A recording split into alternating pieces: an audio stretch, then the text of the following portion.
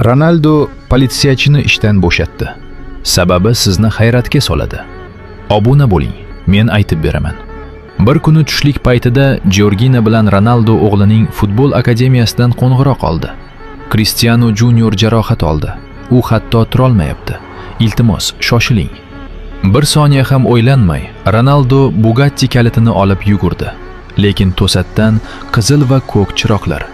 Uni politsiyachi to'xtatdi. Janob Ronaldo, siz juda tez haydadingiz. Bu $1000 jarima. Ronaldo cho'ntaklarini tekshirdi. Hamyon yonida yo'q edi. Hozir pulim yo'q, deb tushuntirdi u. Politsiyachi qovog'ini chimirdi va Ronaldoni hayratda qoldirib, mashina kalitini oldi. Iltimos, deb yolvordi Ronaldo. O'g'lim jiddiy jarohat oldi. Bu favqulodda holat. Lekin politsiyachi keskin javob berdi. Ketmoqchi bo'lsang, $10,000 to'la.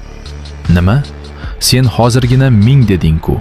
Endi narx shunday, deb sovuq javob berdi u.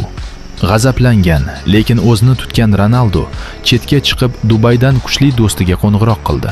Bir necha daqiqadan keyin politsiyachining telefoni jiringladi. Bu uning boshlig'i, yuqori martabali ayol superintendent edi. Uning ovozi sovuq edi. Siz ishdan bo'shatildingiz. Siz hayot-mamot paytida odamdan foyda ko'rishga uringan edingiz. Politsiyachi hayratda qoldi. Ronaldo jimgina kalitni olib, mashinaga o'tirib o'g'liga yo'l oldi. Agar Ronaldo to'g'ri qildi deb hisoblasangiz, like bosing va izohda CR7 yozing.